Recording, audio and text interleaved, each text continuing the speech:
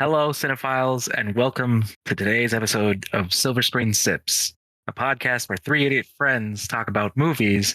And today, with Ellis, we discuss the importance of luck and memories to keep in theme with the Half-Blood Prince. Ooh. Indeed. Yes, say hello to Ellis again. We brought her back. Hello. The island came back. And it's for the actual episode that she watched. I've actually watched this film. It took me a couple million years, but I am here. So as you can tell, we're going to be not watching. We're talking about the Half-Blood Prince.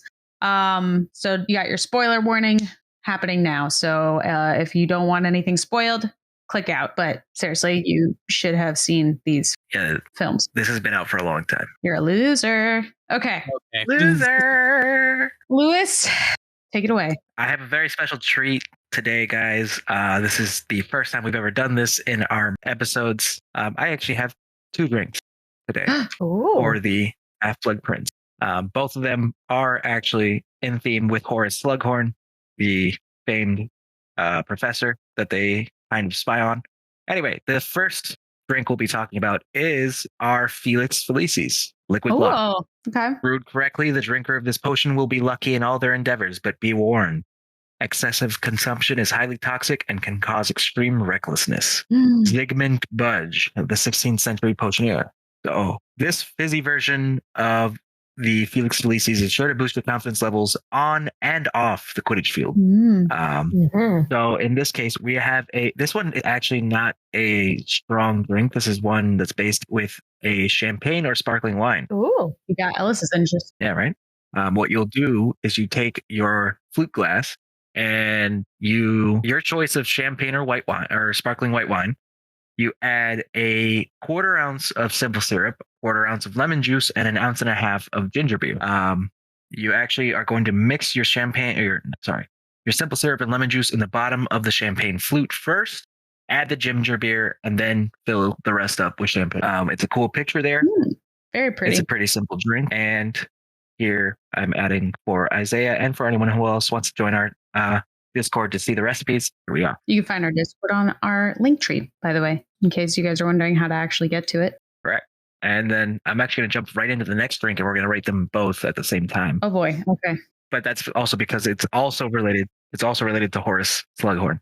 The second one is our famed love potion, the AMORTENTIA. AMORTENTIA doesn't create actual love, of course. That's impossible, but it does cause a powerful infatuation or obsession. For that reason, it is probably the most dangerous potion in this room, quoting Slughorn there. For some reason, I just noticed this. There is no fucking recipe. That's fucking weird.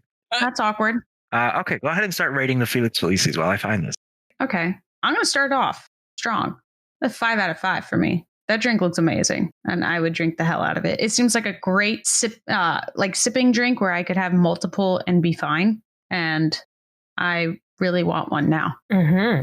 I love ginger beer, so yeah, the ginger beer is a strong positive. Strong contender. 10 out of 10 or 5 out of 5. 5 out of 5. 10 out of 10. I've never had ginger beer. It's sweet. Not always. You know, then 5 out of 5. I would totally down this. I'd probably get drunk off this.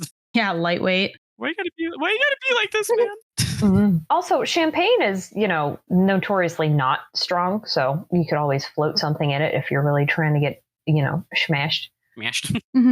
Well, Ellis the alcoholic. I have a 4.8 out of 5 because I feel like there's a missed opportunity with the simple syrup. Why is it just straight?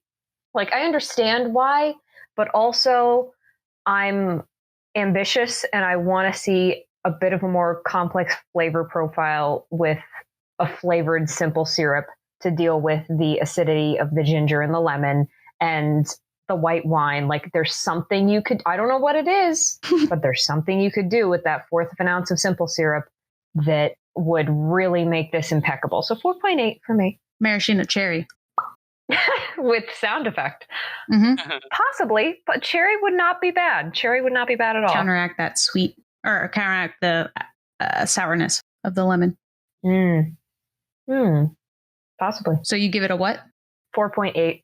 4.8, right. The odd number. Lewis? Even number, but okay. They were both even numbers, but okay. No. Never mind. Oh my God. 5 out of 5. Oof. Hell yeah. I think this is one of our highest rated drinks. Oh, I must have pulled down the average. I would down these like crazy. Oh yeah. That's what I'm saying. They sound so good that they're dangerous. Yeah. I think the only other drink we've ever had a high rating on was the whiskey one, wasn't it? I believe so. So I found a recipe, not the recipe I was probably looking for because it's a different picture, but we're just going to use this picture anyway. Try to make it look like this. No, you can still, this is still like a pretty similar recipe regardless. It's just a slightly different photo. Here we go. Love potion punch.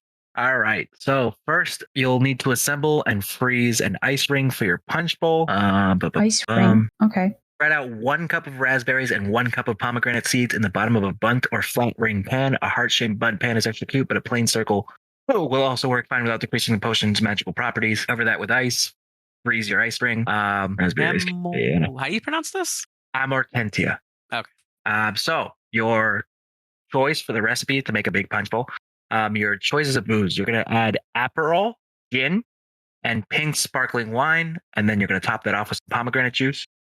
And then you're going to add the ice ring of raspberries and pomegranate seeds on top. I'm actually going to I'm going to send the recipe page to you guys, and you can kind of see the step-by-step process when you click on the link, but I'll add some of the photos in here. I think this is actually... I mean, it looks good. Interesting. And here's the photo where you can kind of see the step-by-step. Oh, it's a punch. It's one of those. It's like a party punch. Yeah. That's that bundt idea is adorable. I love that dearly. Also, they didn't have to put pomegranate seeds in there, but the lore and the attention to ancient Greek detail is lovely. Lovely. Also, there's a part that says for 20 extra points to your house, you can also freeze heart-shaped raspberry ice cubes for each punch. I would do that. That's hardcore. For Galentine's Day, no questions asked. Hell yeah, brother. Hell yeah. It says serves 20, but this is all for me, right? Yeah, if you want. Pomegranate juice is intense. I'm not even too sure if you would need the Aperol. If you got like a Moscato instead, you could probably do 3 ingredients instead of 4. I love this. Sure. 5 out of 5 for me. I'm just calling it right now. Damn. I will also say 5 out of 5. This sounds delicious, refreshing, and like it would fuck us all up real good. Oh, it would fuck multiple people up. It's practical. All 20 of us. All indeed. 5, 10, 15, 20. So each of us could have 5 drinks. Perfect. Yeah, brother, let's go. You mean Isaiah could have 2 and we could have the other? Wow, you make me out to be such a lightweight. Well, I mean, you are. Okay, I think I would give it a not as high of a rating as the other one, but I would definitely think I think it's good. It sounds good. I'd give it a 3.75 out of 5. Why? What's up with these like 0.25? I don't like that. 3.76 D2 out of 3, a whole 3. Please explain your 3. I'm gonna fight you. I don't know. I just to spite you, Ellis. I don't know. Okay. Why does it make you mad? I mean, it just makes me sad. She's not mad, just disappointed. Oh, heard that before. So anyways, let's move on, I guess. Okay, so everyone's ratings are higher than mine? Probably. I don't know how I feel about this. I don't know how I feel about pomegranate seeds. I mean, the pomegranate sounds really good. I love pomegranate. I'm going to make it a 4. Okay. Are you happy, Ellis? I mean, I don't want to pressure you if that's disingenuous. Oh my God. No, it's okay. It's completely consensual. Wow. There you go. There it is. She's drunk. I got it. That's 2 5 out of 5s for 2 drinks. That's impressive. That's a new streak, man. Yeah, excellent start for the Half-Blood Prince today. So is it my turn now? For the question? Yes. For my question? Oh, mine's a fun one. Mine's a game. Are you guys ready? You said that with a smile, and that makes me concerned. Oh, yes. There's a big grin on my face right now. So this is a fun little game I like to call What Wand Would You Have in the Wizarding World? So I'm going to have each of you guys, I'm going to ask you each your own set of questions, and it will determine your wand for the Wizarding World. Are you guys ready? Yes.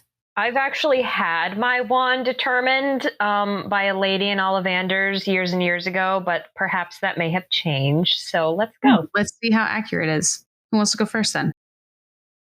Wow, don't all jump out at once. Jesus Christ. I'll go first. I will. I'm the guest. I'll go first. That's true. Thank you, Alice. Okay.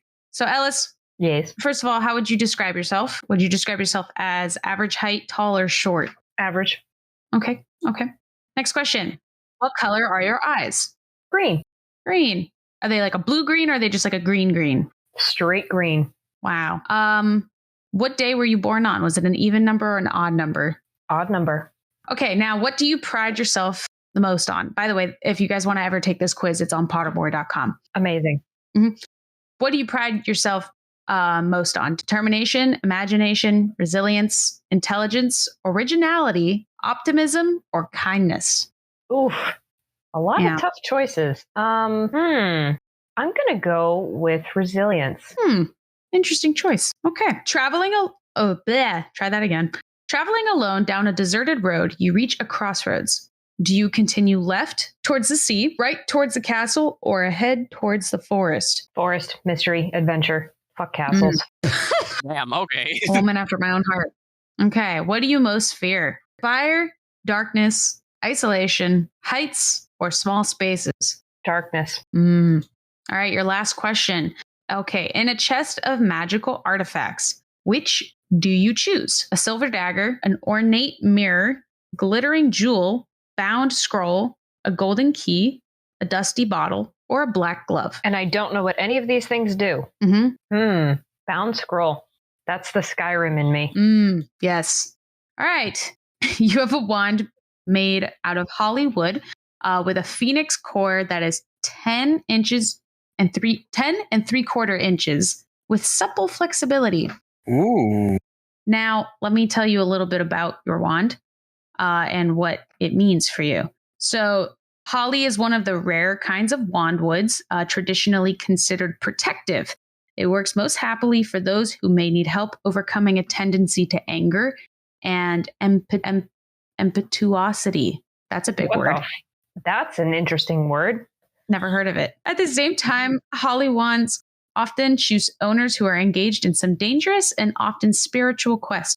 Holly is one of those woods that varies most dramatically in performance depending on the wand core, and it is a notoriously difficult wood to team with phoenix feather, as the wood's volatility, conflicts strangely with the phoenix's detachment. In the unusual event of such a pairing finding its ideal match, however, nothing and nobody should stand in their way. So, sounds like you got a pretty good one. Interesting. You also got one of the rarest core types as well. So, fuck you.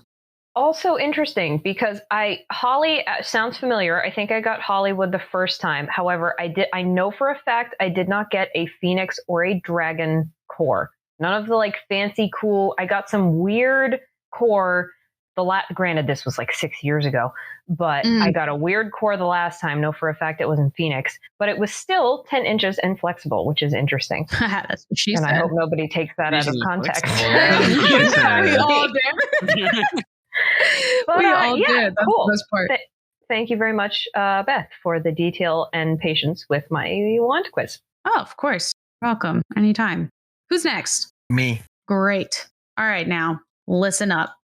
Hold on. I'm just resetting it. Give me 1 second. We're just gonna, hotel music. Wait, what is it? Waiting music. Elevator music.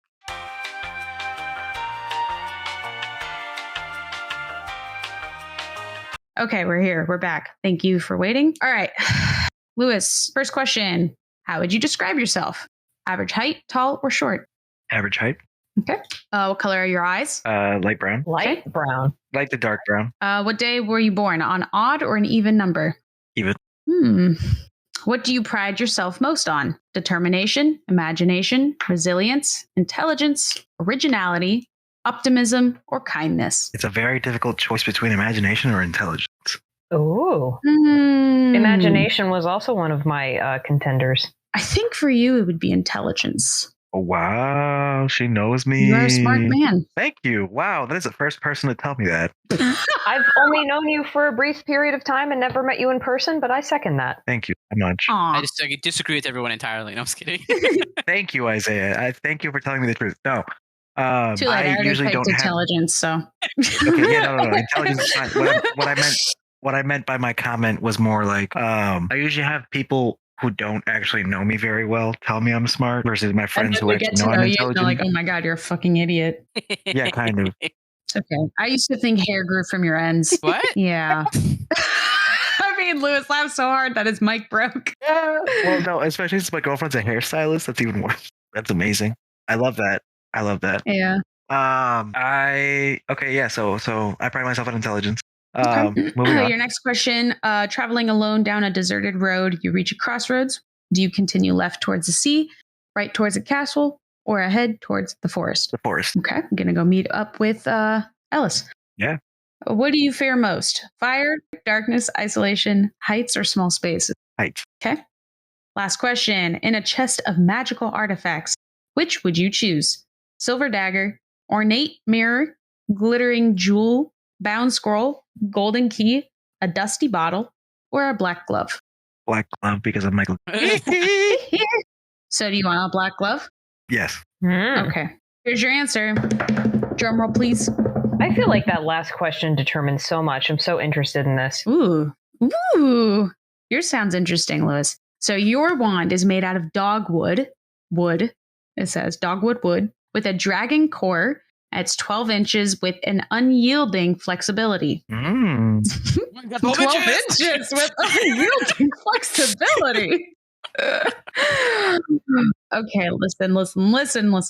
This is what the description says. It says, dogwood is one of my own personal favorites. That's Mr. Ollivander saying this. And I have found that matching a dogwood wand with its ideal owner is always entertaining. Dogwood wands are quirky and mischievous. They have playful natures and insist upon partners who can provide them with scope for excitement and fun. It would be quite wrong, however, to deduce from this that dogwood wands are not capable of serious magic when called upon to do so. They have been known to perform outstanding spells under difficult conditions, and when paired with a suitably clever and ingenious witch or wizard, can produce dazzling enchantments. An interesting foible of many dogwood wands is that they refuse to perform non-verbal spells, and they are often rather noisy. Really? Yeah, that adds up. But you did get Dragon Core, which produces wands with the most power. So that's good. Mm-hmm. And they're capable of the most flamboyant spells. And you did say in the last episode that you are all about showmanship, entertainment. Yeah. Yes, showmanship. Also, dragon wands tend to learn more quickly than other types. So, however, this is important to note. Dragon wands tend to be the easiest to turn to the dark arts. Hell yeah, brother. It was nice knowing you. Lewis is longer than Ellis. Yeah. Yeah. He just goes, yeah. All right, Isaiah, it's down to you. Gimme. So your first question, I'm pretty sure is going to be the same unless they decide to some reason change it. First question, how would you describe yourself? Average height, tall or short? Average height. What color are your eyes? Brown. Dark brown or just brown? Dark brown. Okay. Yeah. What day were you born? An even or an odd number? Even. Hey, would you also like my social security number? Yes, and your address while you're at it. What do you pride yourself most in? Determination, imagination, resilience, intelligence, originality, optimism, or kindness? Originality. Traveling alone down a deserted road, you reach a crossroads. Do you continue left towards the sea, right towards the castle, or ahead towards the forest? Right towards the castle. Oh, he's different. He picked the castle. All right. What do you fear most? Fire, darkness, isolation, heights, or small spaces? Isolation. And in a chest of magical artifacts, which do you choose? Silver dagger. Just silver dagger. He knew. Yeah. He was like, I have my answers written down. Okay. Oh, all right. So you have the longest wand. Oh. By half an inch. Okay. So you have redwood wood wand with a phoenix core. So you're matching with Ellis here with a 12.5-inch wand and a quite bendy flexibility.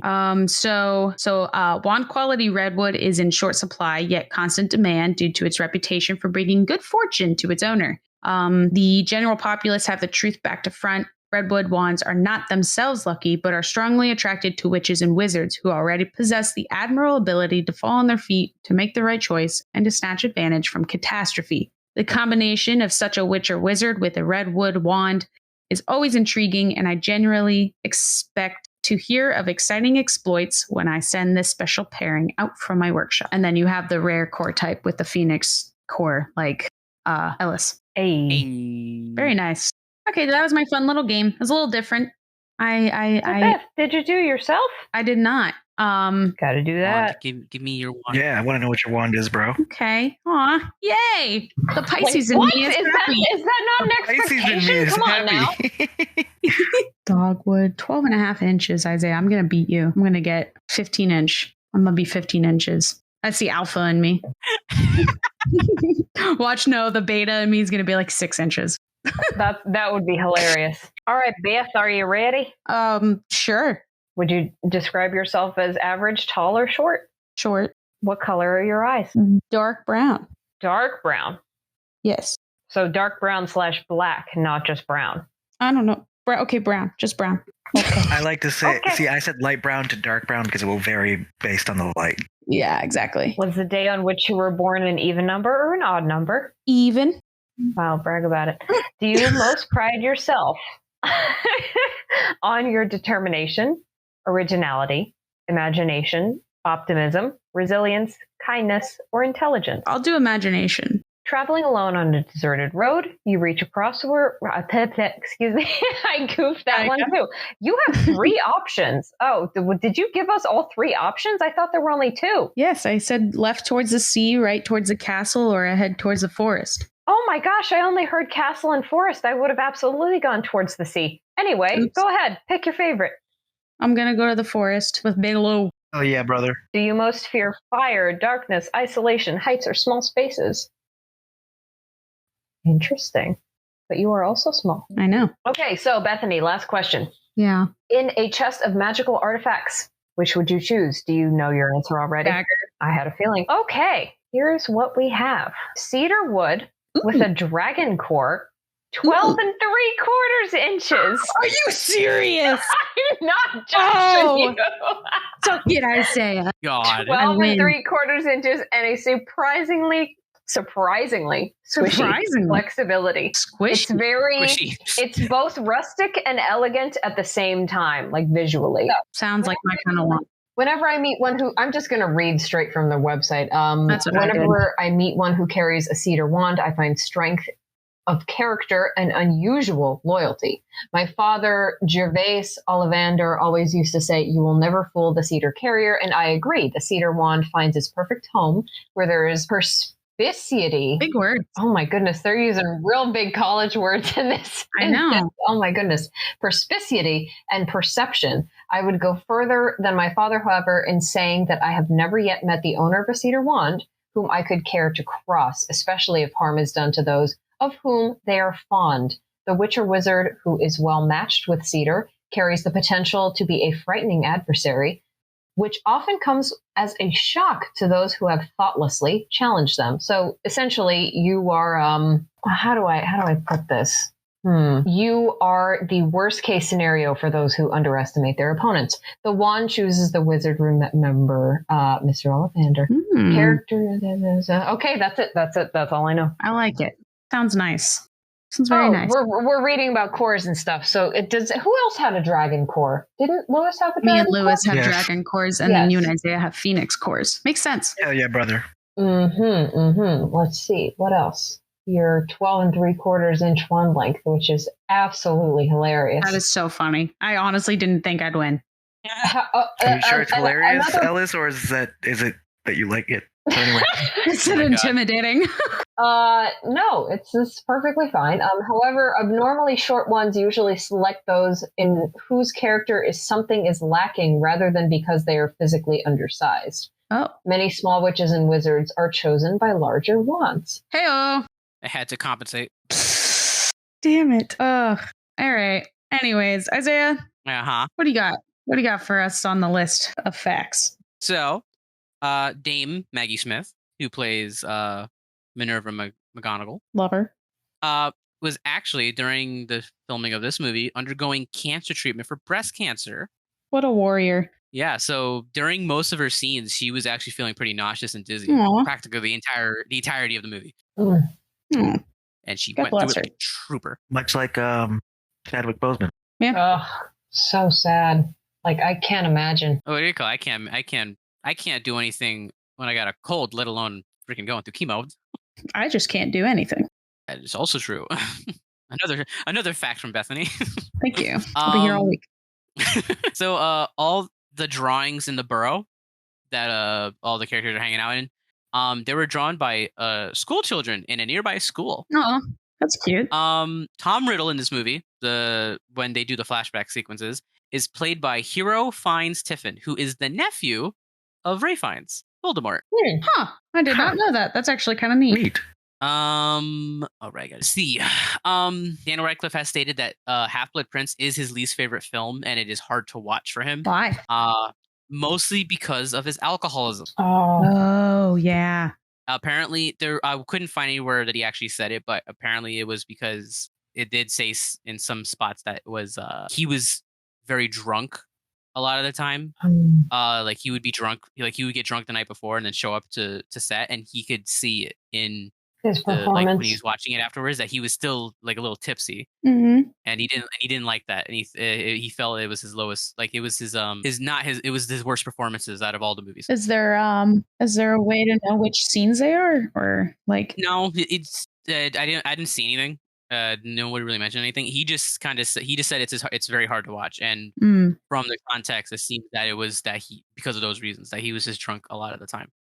I want to say that, I mean, if they didn't have him reshoot it or they kept it in there, I want to say one of the scenes might be when he first has the FELIX FELICIS potion, the liquid luck, like when he wins it. And then I think in a scene where he's talking to Horace in his office or something. Probably. Those would be ones that would stick out to me. If that's true, yeah. It is true that he was an alcoholic at the time, and so it wasn't. So it is more than likely the fact, because he did say it somewhere. I just couldn't fact check it. But he did in an interview. He did talk about alcoholism and that being his least favorite film. So it's not that big of a leap. Now, when Hermione is putting the books away, like she's walking through the library and she's like putting the books, and they're all kind of floating and putting themselves away. If you watch the scene without CGI, it's literally just a bunch of people with like green gloves with their hands sticking out of the libraries. The library shelves, and so she's just walking down and just putting the books in their hands, and they just slowly put their hands back. And so it's so weird. I have to see that now. Now, I don't know. This one was, the Half-Blood Prince is really dark. Like offset, I loved it visually. I guess like the tone like leaked down to the real world, because this movie has got a lot of like the backstory, not the backstory, but like the behind the scenes stuff for it is so like wonky, like it's dark. Now, when the movie was originally supposed to release, actually I don't have the original date, but there was an original release date, and then in order to garner more money for a summer box office release, they delayed the release of the movie by 8 months. All right, this sent fans into a whirlwind. They were pissed. All right, I mean, yeah, 8 months is a long time. It is, yes. Now, so the almost a whole baby. Almost a whole baby. Shut up. So this outraged fans to the point where many petitions were signed to get like the release date pushed back to the original date.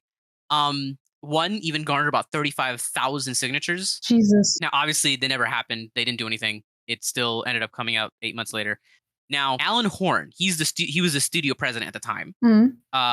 He's the one who made the decision in order for them to push the release date for 8 months. He was sent death threats. Oh my God. Yeah, like people got to calm down. All right. Like I can understand being upset because you got to wait 8 more months for a stupid decision, but damn, don't be sending the guy death threats. It's a bit much. Yeah, that's ridiculous.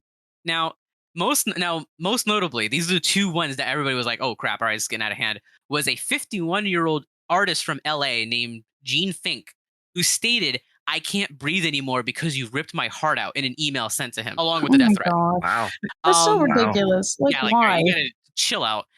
And another one is a 24-year-old office assistant from Australia who sent in 30 angry letters in bright red envelopes that were meant to mimic howlers to his office. I mean, at least that's creative. That's mildly serial killery. Yeah. Yeah. Only slightly a lot. Only slightly a lot. Now, so in my last fact, which is another death threat, but Daniel Radcliffe was assigned SAS bodyguards by Warner Brothers. Now, if you don't know what SAS is, they are special air force, not special air. It's the special forces for Britain. Yeah, this what the hell is the name of their actual name? That's who James Bond works for. The Special Air Service. Yes. I know James Bond works for MI5. No, you work for MI6. Oh, well. MI5 and MI6. Close enough. So yeah, but the Special Air Service, they're ex Special Air Service. They are the top of the top. They're the Navy SEALs of like the British Air Force of like they're good with air. It's odd the Air Force, but like they're good at hand-to-hand combat and stuff like that. So they're not people to mess with. They're one of the most dangerous regiments in the world. Yeah, you don't want to go up against an SAS officer. But yeah, they were ex-SAS bodyguards. And the reason Warner Brothers put them on Daniel Radcliffe was because a stalker was sending death threats to him, and it was enough for them to take it seriously that they were like, okay, we got to protect Daniel Radcliffe because this guy's crazy. Death threats like because of the postpone or for other reasons? No, for other reasons. He was just stalking Daniel Radcliffe. Oh my God. Oh, those are all our facts for today. It was a very dark episode. Yes. Dark and twisted. Ellis, since you prepared for this episode so much, why don't you start with your review again since you're our guest? Review in the context of the Harry Potter films or films at large? I personally rate them based off of the series alone. I don't Isaiah though bases it off as like in general films. Okay, well, since we can choose, I will continue to base mine off of the franchise. Okie doke. I was surprised. I was surprised at I rewatched this film. I physically dug out my DVD collection of the first 6 films because I don't have HBO Max or whatever the hell it might actually be streaming on right now. And I knew like some things that McGonagall said after Ron was poisoned. I knew some things that Hermione said after Lavender kissed Ron. I knew some very specific dialogue moments. I just knew verbatim, off the cuff, the pacing, everything, because they had been on cable so much when I was a kid. It was like, oh, you turn on like every 4 channels, like, oh, it's the Harry Potter movie. So that's what we would do. Mm-hmm. I think it is still visually gorgeous. I still really love the fight scene between Draco and Harry in the bathroom and when he bleeds over the bathroom floor with all the water everywhere. I loved that. I don't remember the film being like 3/4 bullshit teenage nonsense of like, who's going on a date with who and who's doing this and that and like and like Ron's with this person and Harry likes this person. Like, I don't care, but it's necessary. It's necessary for character building. It's necessary for like, if you have to focus on that in order to build up the whole like, oh, Harry is Dumbledore's like secret agent while Draco is also a secret agent and they're trying to figure things out and arrive to the same conclusion. And then like that build was great and very effective. And that's why all of the nonsense teenage bullshit, drama bullshit was necessary. I understand that. Mm-hmm.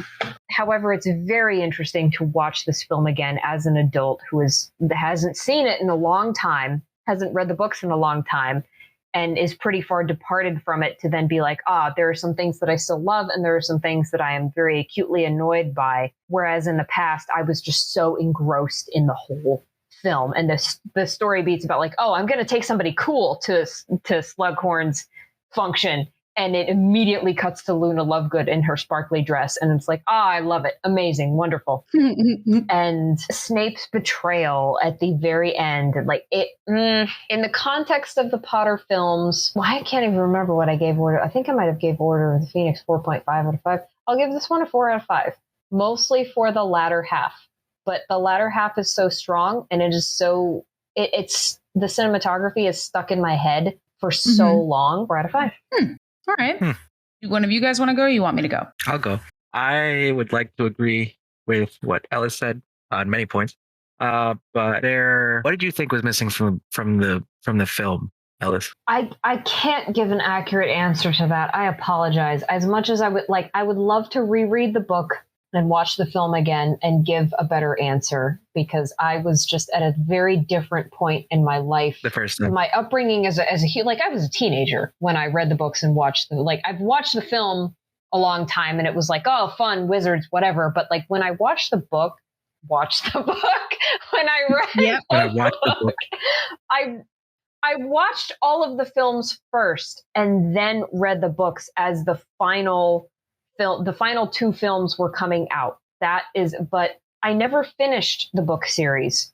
I stopped at the Half-Blood Prince when I was. Really? Yeah, I did. I stopped at the Half-Blood Prince when I was about 16. Honestly, because it was just so depressing, and at that time in my life, I couldn't take it. I would love to answer that question after rereading the book now and watching the film again now, and then giving you a more comparable answer. It's weird because I love nonsense, empty world building filler episodes. Please tell me about your nonsensical relationships that don't really matter because you're a teenager and none of this, like somebody's house was just burned to the ground. Like it doesn't matter, like who's dating who, like it really doesn't. However, that is the kind of relationship building with characters, world building. Like I always say in films and movies and books and things that I like take Yellowstone, for example. I don't know if any of you or any of the audience has watched Yellowstone, but in season 3 or 4 or something like that, they finally get a break where they just like get a break from all of the violence and the betrayal and the chaos, like similar to Harry. Like this was one of the moments, both in the book series and the films, when he just gets to like be a person, kind of. Like, yes, there's this underlying evil going on, but he finally gets to kind of focus on all the stupid bullshit of being a teenager, which is good and great and excellent. Part of me really likes that, but part of me is also really annoyed by it. Incredibly long-winded answer, but I can't fully answer that question because I both like, love, and am annoyed by the fact that the first 3/4 of the film is essentially like, what's the word? What's that trope in romance? Slow burn bullshit to world build for the larger conflict. I agree with you. And then another part of me also wants to say, like, I like the way they did it because while Harry is getting that chance to be like, I'm a teenager or like almost an adult, let me try like crazy things, let me try, let me win the luck potion, let me cheat on my exams because I happen to have the book of the Half-Blood Prince, which actually turns out to be, Snape, which was kind of ironic in that, like, going from like the first episode to now, where it's like he basically considers Snape like a mortal enemy almost, versus like not knowing that he's actually using Snape's notes to succeed in an advanced potions class and stuff like that. And it's also kind of funny to see the unraveling of Hermione's character. Yes. In that sense, because she prides herself on being like this super intelligent A+ student, and yet she can't get anything correct like Harry is. But I do think was kind of I know it was necessary, but I also just think it was stupid throughout both the film and the book, was watching Ron and Hermione's relationship develop across Ron being with this random chick and Hermione being like, I'm not jealous, but I am jealous. I hated that. And I hated Lavender specifically. Like she was written, like she's annoying in the film, but in the book, she's fucking annoying. She's atrocious. Atrocious is an excellent word. Thank you. But I think I'm also kind of going based off what they did in the book and what I liked about like the background for Tom Riddle, and as well as Horace's role in all of that. And it goes from like making Harry be like, oh, I just want to be like a good college student, like I'm doing well in my classes, I want to get close to my professor, to Dumbledore being like, I need you to spy on Horace Slughorn, and I need you to get all these secrets from him and absorb these memories and shit so we can figure out what's going on. And then Dumbledore, I think, like also already knew like I'm gonna die. So good film. And then good beefy film. Good film. This might be spoiler of sorts. I'm not sure if you guys also cut onto this, not reading the books. Or I don't know if they bring this up again later in Deathly Hallows, but Dumbledore planned this. Mm-hmm. He planned his death through Snape. Yes. So I believe that they explained that briefly in Deathly Hallows. But Deathly Hallows, yeah. But the way it's done in Half-Blood Prince, where you don't know, and this whole setup is happening, and just like reading this, you're like, what the fuck? And then reading about it in Deathly Hallows later, when, I think just before Snape dies, is kind of like, it's this very heart-wrenching moment. But in either case, very well done film. My final review would be a 4 out of 5. Okay. Isaiah, what about you? I feel the opposite about all the like filler stuff. I don't like the filler stuff. Yeah, so I don't know. It felt like it just didn't. It just didn't do anything. Like it was too. I don't know. There was a lot. It was very lackluster. A lot missing. The best parts are like when what do you call it? Like Snape's whole arc and Dumbledore's old arc. Like everything that when those two are on screen, that's when the movie's at its best.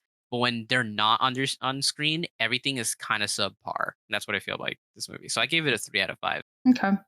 I'm going to give it a 3.5 out of 5. For similar reasons. I think I agree with Ellis. I think it's beautiful. Like the cinematography and everything behind it. It's definitely one of the most appealing of the films. But I will also agree with Isaiah that I just feel like out of all of the films, it's probably the one I remember the least about. And I just feel like I wasn't as into this particular one as I was into the other ones. However, there were, a few scenes here and there that I did thoroughly enjoy. But again, they're kind of, I guess, pushed aside or outweighed by the not so great stuff. So, 3.5 out of 5 for me. All right. Well, your two explanations kind of make me want to reconsider my answer because, as I said, a lot of the film was nonsense. Like, even when I was watching it, I feel like I needed to fast forward through a lot of just like, there's a way to include the fluffy stripe of life kind of world buildy context stuff, like let Harry be a teenager type stuff without having it overtake the film. And I feel like that was a time when all of those instances were much longer than they needed to be. I felt myself scrubbing through a lot more of the film than I probably should have needed to. Yeah, exactly. As pretty as it was, I concur. Well, I'm glad we're all in agreement on that one then. You know what? I feel relatively closely enough. I had mentioned Close enough. I'll take it. That I didn't feel you guys like have anything you want to represented what I was add trying to say before about the whole we adaptation wrap it up? thing. Yes. So I'm going to reiterate it here because I feel like since we have two people here that have read the book, that it kind of would make more sense. Okay. So my main thing about when it comes to taking books and making them movies and stuff like that is that the source material should be complementary, not supplementary, because if there's stuff that happens in the books and they don't translate well to the movies, then it shouldn't be. It should be then changed. Or the whole point of being of adapting or something is that it should be changed for the medium that it's going to. I have a minor rebuttal. Okay. Ooh, I see. So I see. I will try to keep this brief. No, please. I'm gonna grab some popcorn. Should I wait?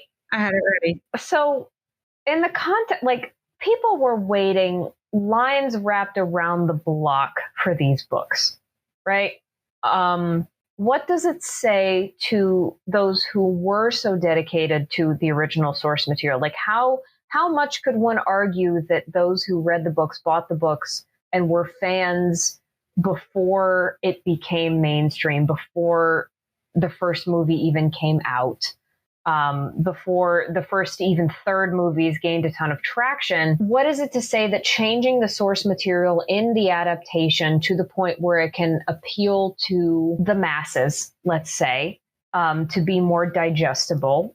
How is that possibly a disservice to the original fans? How is that a disservice to those who read the original books and wanted to see a more truthful adaptation and did the work, so to speak, in order to be rewarded for that? And I always have to think about Dune as a comparison, because a big complaint and a meme about Dune, as well received as the film was that, oh, it's so confusing. It's so hard to understand. There are all these new words. And for somebody who grew, like, it's a bit of its own kind of pocket discussion for somebody who grew up on video games and fantasy and all of that, to just kind of learn how to pick up on fantasy terms. That is kind of a learned skill and imagination skill and all of that. So even if I were to go into the Dune film blind, having not read the book, I did read the book before I saw the film, I still feel like I would have been immersed in the world and enjoyed and intrigued enough in order to continue with it. And I feel like trusting your audience in such a way is an interesting seesaw to balance on, because, Isaiah says that, oh, there's the capacity for, I have to read the books in order to understand this, but what about the person who read all of the books multiple times and read as many, tidbits and spin-offs as possible, waiting for this piece of, I guess, world and imagination and literature to be on the screen, something that they could finally watch, and they whittle it down, or they are inauthentic to it, or they gloss over something, or they change the source material to a point where it is kind of, I don't want to say repulsive, but it is insulting, yes, to the source material. And they're like, oh, well, I've waited 10 years to see this, to see what I have been having in my head for the past decade. And they are choosing to water it down to appease to mass audiences. Like, I'd be hurt. I would be hurt if that were me. However, can one project their personal feelings to something of that scale? I don't know. Food for thought. I'm contributing nothing here. I'm just talking. I'm comparing things to Dune, of all things.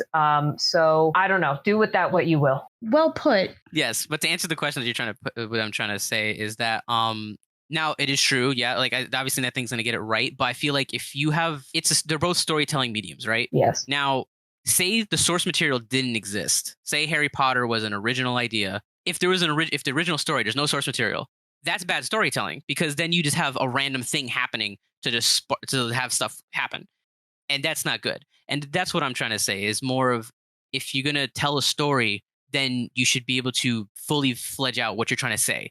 So that's more what I'm getting at, is that like there's sometimes needs to be some thought process on what has to be done in order to tell a story, and if you don't do it right, and it happens a lot with adapting things, because they don't choose ahead of time of what's supposed to be important or what they're supposed to mention. Therefore, things get messy.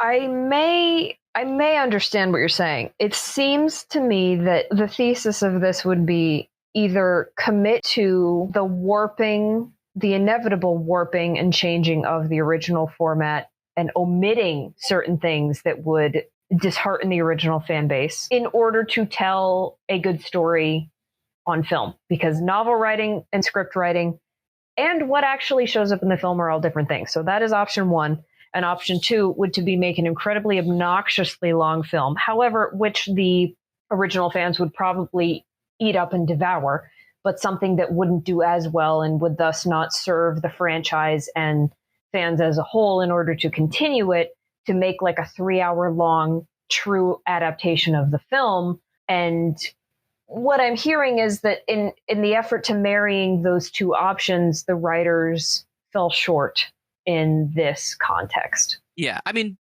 specifically, it happened a few times in Harry Potter, but like in most of the major franchises that are adapted from other source material, it happens. And I understand that, but it's more of like, this was an easily solvable problem that you guys should have saw ahead of time and you didn't do it. So I don't know. It really does depend on the franchise or the product or the material. But it's just I do feel like this happens a lot, and that's the point I was trying to make, is just that I feel like if you're going to be true to the source material, be true to it, but don't like start doing things willy-nilly because you need to get a story together and you end up either alienating the fans or alienating the moviegoers, or alienating both. Or doing exactly what the most recent Star Wars films did. I understand. Exactly. Indeed. we moved past that. But yeah. But well, I think me and Ellis had a good debate of things. Yes, I think Lewis and I went through all the popcorn already, so. All right, good deal. Fair enough. Okay, well, on that note, so that these two can go fight it out. Intellectually, we'll get our pens and quills and dip inks out and go for it. If you guys want to buy tickets now, there'll be a boxing match next week. Yeah. So I'm just gonna real quick do our little outro. I'm gonna plug our social medias: Instagram, YouTube, iTunes, Spotify, at Seller's Green Sips. Please leave us any movie suggestions for our listeners' episodes. We have tons of suggestions piling in right now, so we're gonna try and get them all done within the next few episodes. So if you guys have any, please send them our way. We would love to watch and review. You can also follow us on Twitter, where you can see Isaiah getting banned at Seller's Green Sip with no S. And then, we post every Monday morning. So we will see you guys in the next episode when we're on the Deathly Hallows now, aren't we? Ooh. Oh boy. Big look. Okay. Thank you again for joining us today, Ellis. Thank you for having me. We hope to see you again. Indeed. Yes, go visit Ellis Island if you guys want. It's really neat. Okay. Anyway. Well, on that awkward note, bye. May the odds be ever in your favor. Oh, God.